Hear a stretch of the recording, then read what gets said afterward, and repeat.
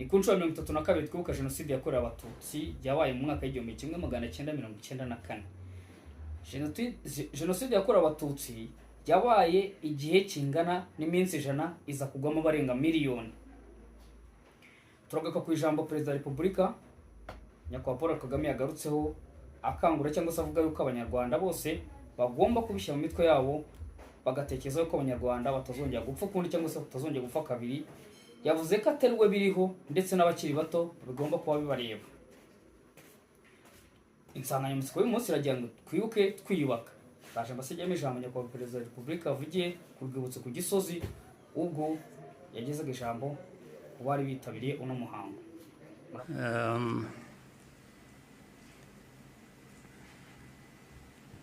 Ngira ngo mpere ku ingingo yo kuvuga ubuhamya Minisitiri Bizimana yatugejejeho. Hari ubundi buhamya burebure burimo amateka akomeye Theoneste namaze kutugezaho. Ibyo twumvise byose bifite aho bishingiye. Ni ukuri abafite uko babihakana cyangwa babihakanya ngira ngo bafite akazi gakomeye kugira ngo uhindure amateka nk'ayo y'abantu nk'abandi uyagire uko ushaka, yaba mu gihugu hano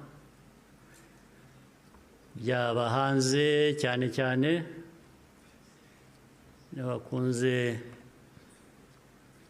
guhindura aya mateka yacu ku mpamvu zitandukanye.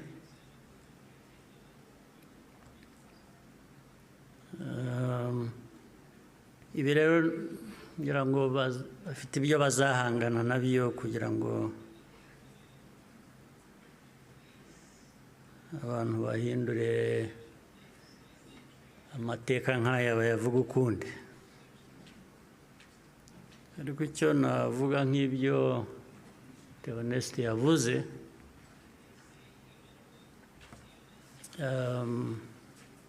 ibihe byo birahinduka, ibihe byarahindutse.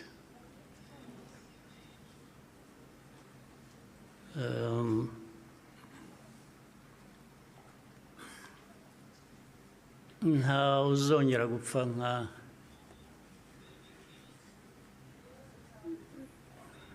nk'uko Theoneste yabivugaga n'abapfuye cyangwa nawe uko yapfuye.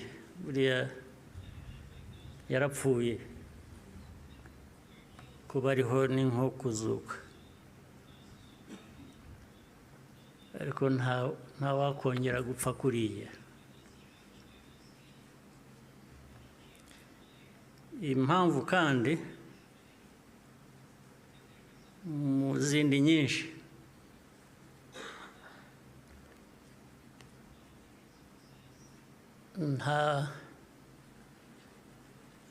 ntabwo wakwica umuntu kabiri.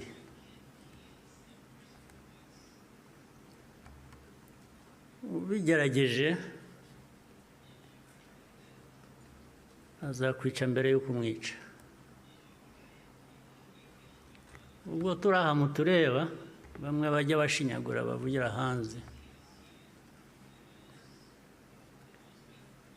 igihugu cyose, igihugu cy'u Rwanda ureba ntabwo gishobora gupfa kabiri.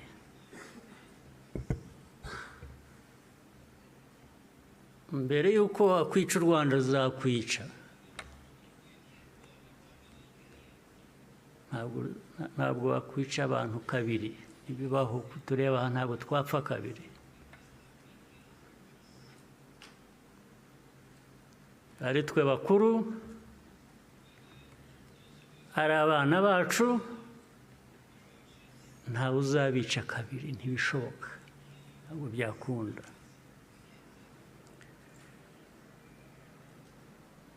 Tuzabaho nk'uko abantu bakwiriye kuba babaho, nk'uko abandi abari bose babaho, byanze bikunze, ntawe twabisaba kubaho,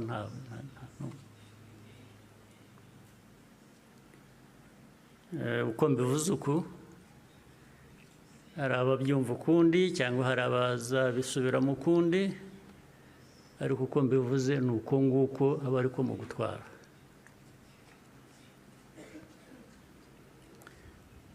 Ndabasaba rero ngo nkomeze ijambo ryanjye mu rurimi abashyitsi bamwe hano bumva batagombye kubasemurira, cyangwa se benshi cyane bari hanze bafitanye isano n'amateka yacu, harimo n'abo bayahindura bakayagira uko bashaka. Ndagira ngo mvuge mu rurimi bashobora kumva ntawe basemuriye, muranyihanganira.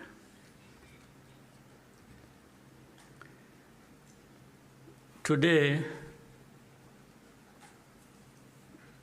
we gather again in remembrance to everyone present and watching online. Thank you for joining us on this important day.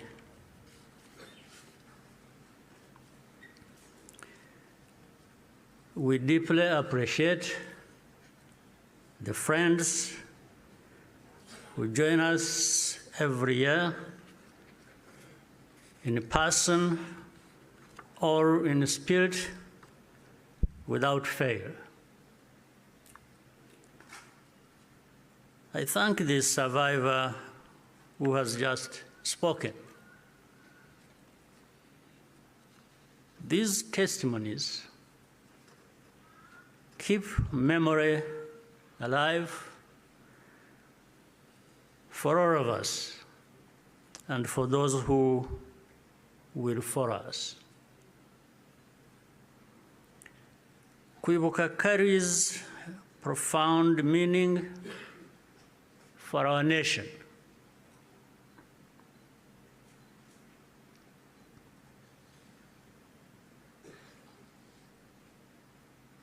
It is how we confront and overcome the divisions that nearly destroyed us. This day empowers us all. We draw on the strength of survivors who provide the reservoir of humanity that feeds our nation's soul.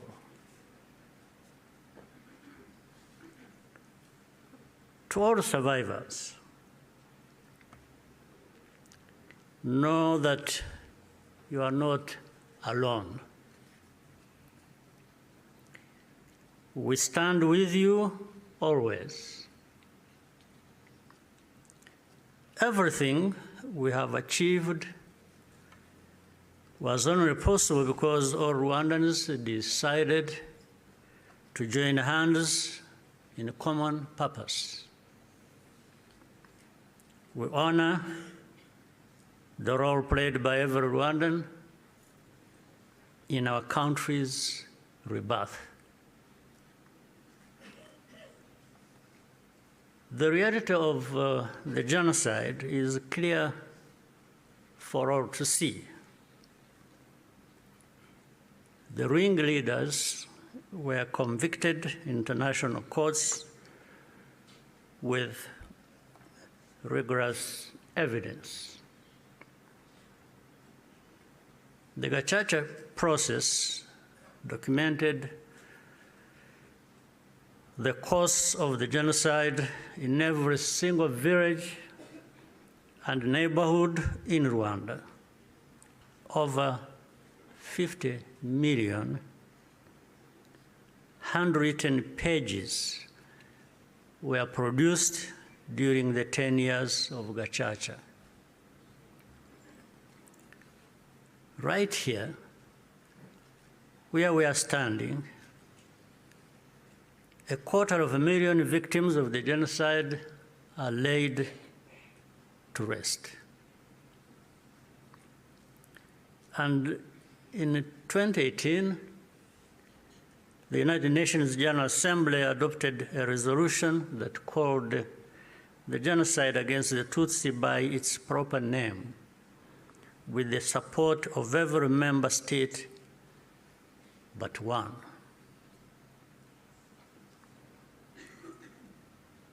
The truth is undeniable, and yet we still find people sowing doubt and twisting the facts up to today. This is not just a matter of ignorance, but something much deeper. It means that the risk of seeing history repeat itself is a constant danger. If we allow ourselves and our friends to become indifferent. Genocide denial begins long before the genocide itself is committed. There is a pattern of looking away from the warning signs or taking them lightly.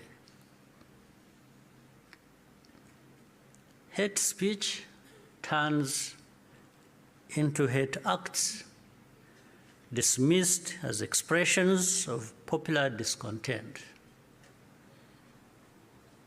Behavior that should be immediately condemned is rationalized and minimized. The preparations are masked by narratives of popular grievance and fear. In the process, a moral equivalence is created between the targets of the genocide and the planners of it. All of these elements were present in our own story. There are some who pretend that the genocide against the Tutsi was a spontaneous event. That's not true.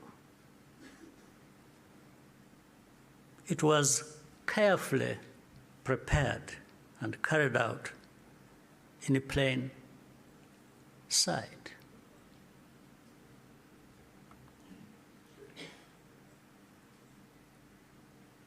Regrettably, some who spoke the truth at the time, and who were even eyewitnesses, later became peddlers of distortion, mainly for political reasons. Militias were openly trained and indoctrinated in hate. Weapons were imported in large quantities, and Rwandans who opposed it were threatened or killed. Before 1994, communities were subjected to waves of smaller massacres meant to normalize the killing and also to measure the reaction of the wider world. And with only a few heroic exceptions, the world was unconcerned until it was too late. In the early 1960s, after countless Tutsis were killed or forced into exile, international voices such as Bertrand Russell, to name just one, described it as systematic extermination. The pattern continued in the 1980s and early 1990s.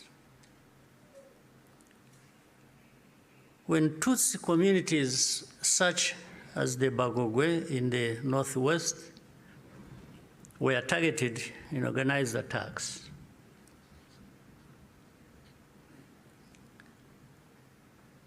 in 1993,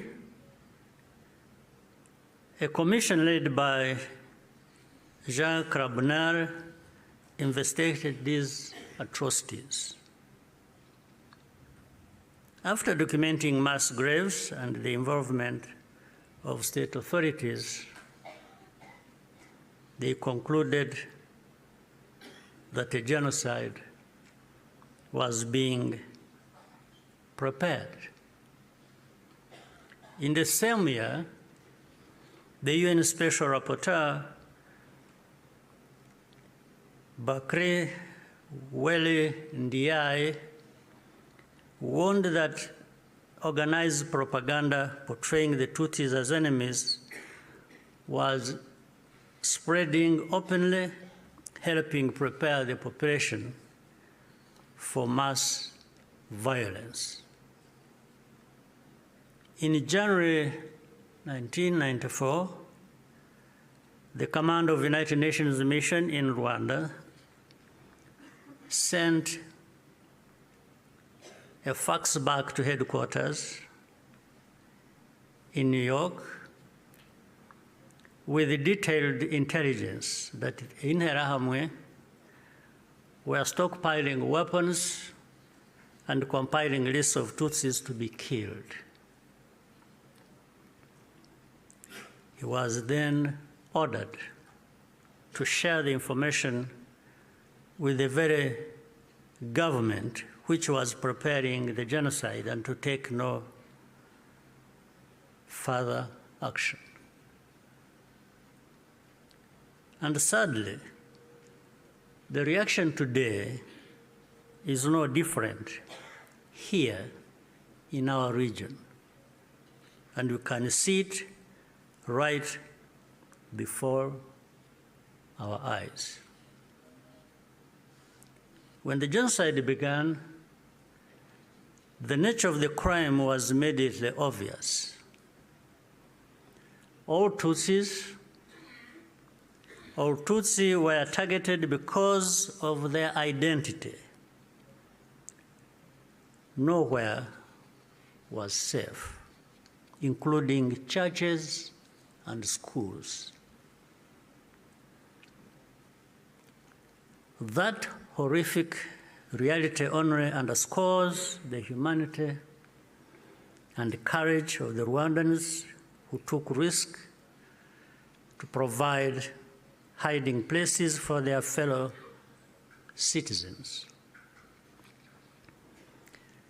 The reaction of the international community was to evacuate foreigners and withdraw most peacekeepers. At Eto, Kichikiro, when the peacekeepers withdrew, thousands of desperate Tutsi were left to die. Such scenes were repeated across the country. If these forces had instead been supported to protect Rwandans, the killers could have been deterred and many people would still be alive. The lives saved by the United Nations peacekeepers who were allowed to remain makes clear how much more could have been done with the political will. Even as the killings accelerated, the language used to describe what was happening itself became a matter of calculation. Genocide is defined in international law precisely to create an obligation to act. To witness such a crime and deliberately refuse to use the term is, in effect, genocide denial, perhaps even a form of aiding and abetting. The technology existed to disrupt the radio broadcasts that directed the killings. The planes capable of jamming those signals were available. Officials even calculated the hourly cost of the mission.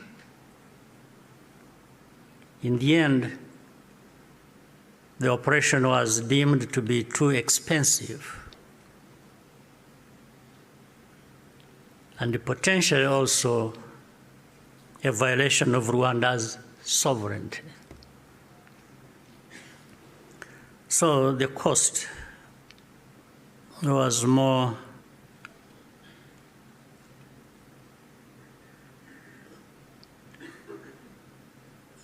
it became too expensive. It was more expensive, especially when in their minds, those lives are really worthless. So our lives were worth nothing. That's fine. For Rwandans, the lessons have been brutal.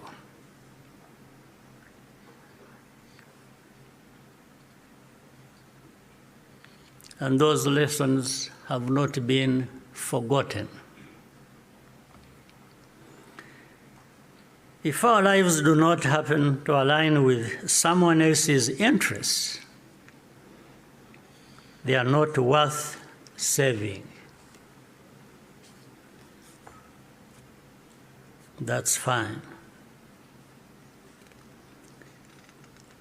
And so it had to be the Rwandan Patriotic Army that led the campaign against the genocide and ended it. Our deepest source of grief was always that we could not arrive earlier. This is a simple truth of history, which many today still have reservations about acknowledging, for reasons we do not and maybe will never understand. The culture and character of today's Rwanda Defense Forces, RDF, was forged in those dramatic moments. It guides the conduct of our forces who serve abroad excuse me, in peace-building missions, earning universal respect. Indeed, no sanctions or insult from outside can ever tarnish the honor and integrity of Rwanda's defense and security forces, who are among the finest that can be found anywhere.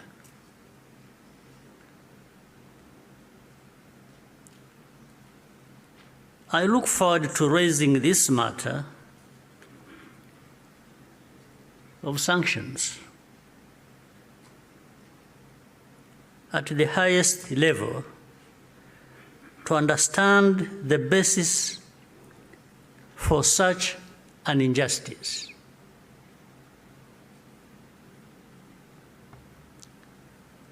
Rwandans understand the cost of tolerating extremism, and our central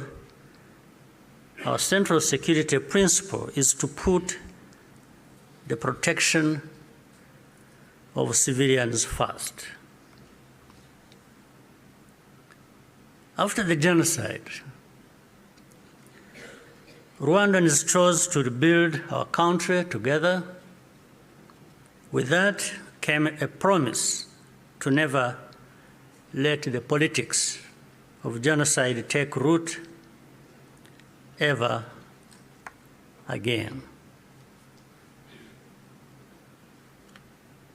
I tell you, genocide cannot happen here again. It won't happen.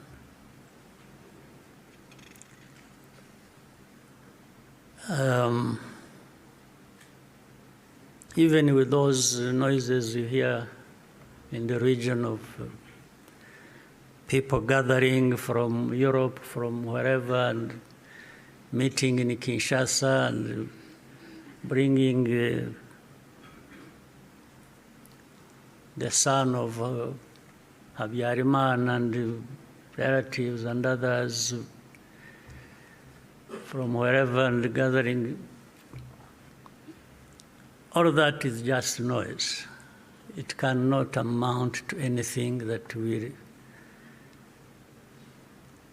happen here of that kind again. It cannot happen. And I'm saying this not just as a person. And I'm just saying it because I know every Rwandan, young and old,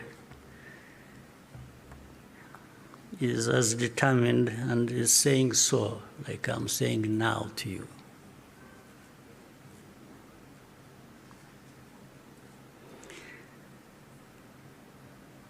Along the way, Rwandans faced constant criticism and many attempts to twist our history. But the power we will always have is to use our minds to see the truth, and our voices to speak up when something is not right. You can never silence us in whatever form.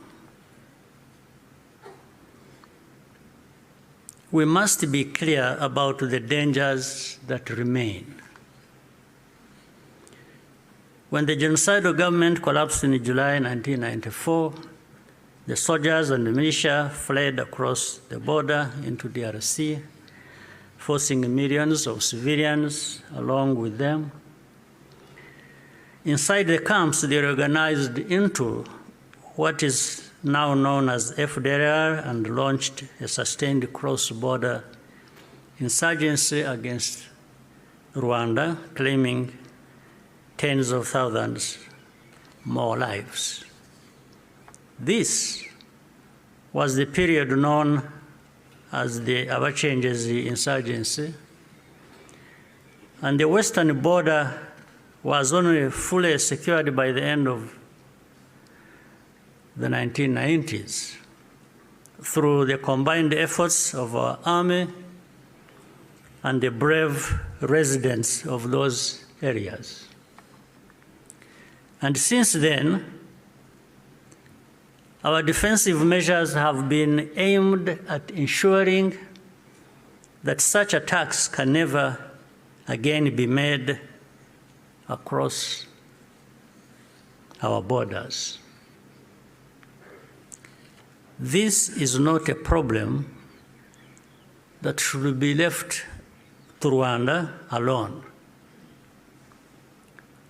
Doing so only rewards those behind the threats, while Rwanda is penalized for standing up for itself. Imagine a farmer whose field catches fire. At first, the flames are small. A few neighbors think it does not concern them. Others say the wind will change and the fire will die out on its own. So they watch and wait. But the wind does not change. Meanwhile, a pyromaniac is secretly adding fuel to the fire. So the fire spreads from one field to another, and then into the forest and the towns and beyond. Only then do people run with the buckets of water and call for the establishment of a fire department. Africans, more than most, should understand that the danger of moral passivity in the face of hatred and violent extremism.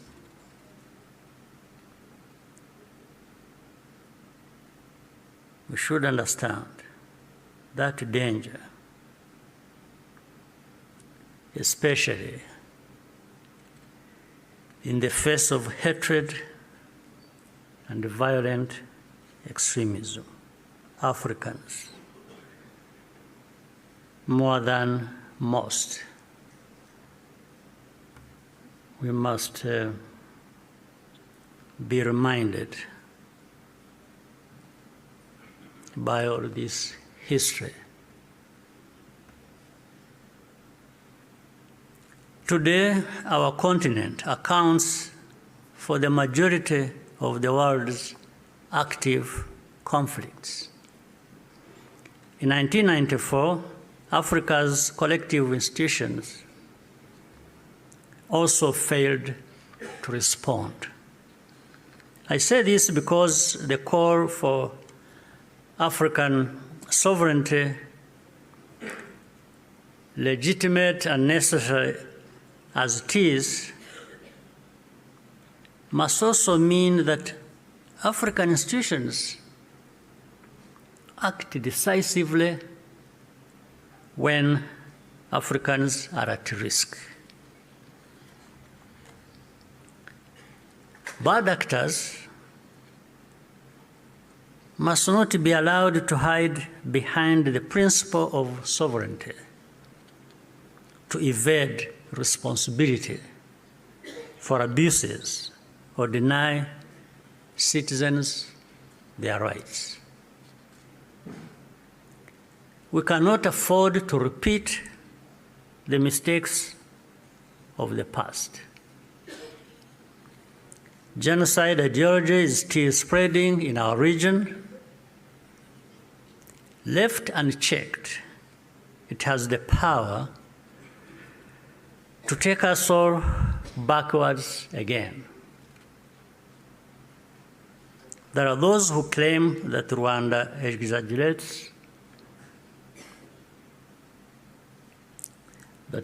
exaggerates, these concerns, or that we have ulterior motives. This is not only false, it exposes the deep cynicism that led to the tragedy we commemorate today. What sustains Rwanda today is the unity of Rwandans and the convictions that, like all people, we have the right to live in safety and dignity and at peace with all our neighbors. What we ask is for partners to join with us to fight extremism, rather than punishing Rwanda for defending itself. We owe future generations of Rwandans more than survival. They deserve to inherit a secure, united, and bold country and an integrated and confident Africa. We invite you to stand with us in remembrance and also in action. I thank you for your patience and kind attention. Murakoze cyane.